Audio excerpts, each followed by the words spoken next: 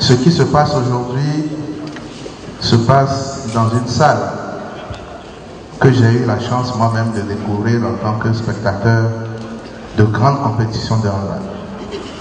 Je m'asseyais quelque part derrière là-bas, puisqu'à l'époque, je n'étais pas parmi les officiels de mon pays. Et donc la tribune où je me tiens ici était interdite aux jeunes gens passionnés de sport comme moi.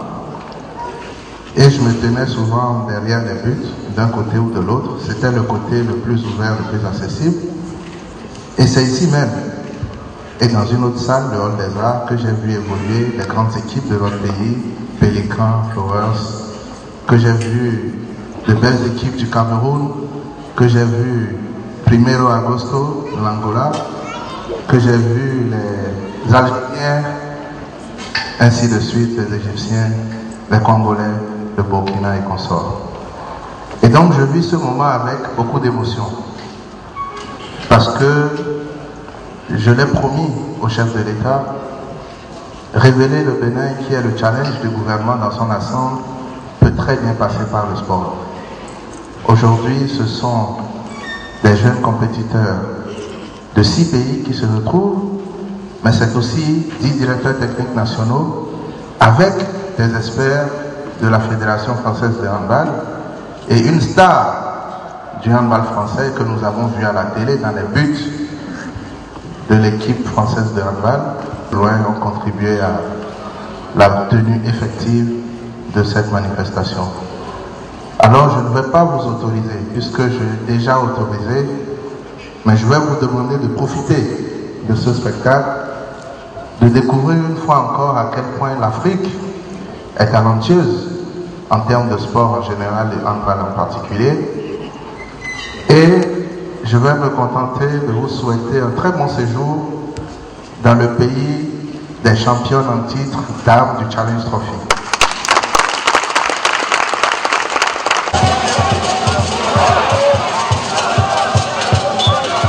On se prépare pour aller à la Coupe du Monde et nos ambitions avec les génies en herbe qu'on vous a présenté cet après-midi, c'est pour préparer la relève. Donc vous avez vu, nous avons la relève, puisqu'il faut que l'équipe qui part bientôt pour le mondial, dès le retour de cette équipe, que cette équipe soit balancée en équipe senior et que nous ayons d'autres joueuses pour les remplacer. C'est pour ça que nous avons préparé cette équipe cadette que vous avez vue. Donc nos ambitions, c'est de rehausser le niveau de handball et d'avoir une équipe senior digne au Bénin. Qui a su, n'est-ce pas, obtenir l'appui utile du ministre des Sports du Bénin pour que nous puissions renouer avec les compétitions internationales. Vous savez également que le Bénin travaille beaucoup plus sur les catégories d'âge, à savoir les cadets et les juniors, et que pour l'instant, nous avons des difficultés pour entretenir, je dirais, de façon convenable la catégorie senior.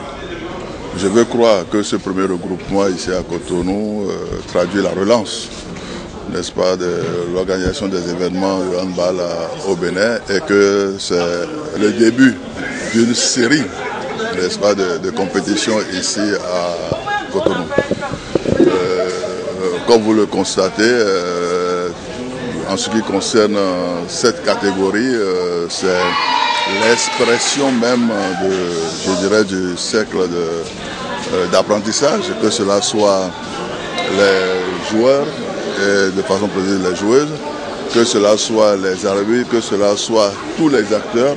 C'est un environnement d'apprentissage et comprenez, n'est-ce pas, qu'on puisse rencontrer des difficultés. C'est normal qu'il y ait des erreurs par-ci par-là. Ça participe.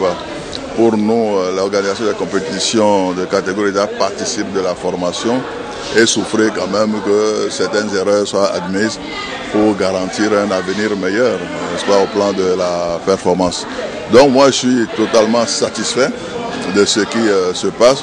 Souhaitons, n'est-ce pas, que cela puisse emballer tous les décideurs pour que nous puissions revivre régulièrement ces moments-là, parce que c'est important pour le progrès du handball béninois.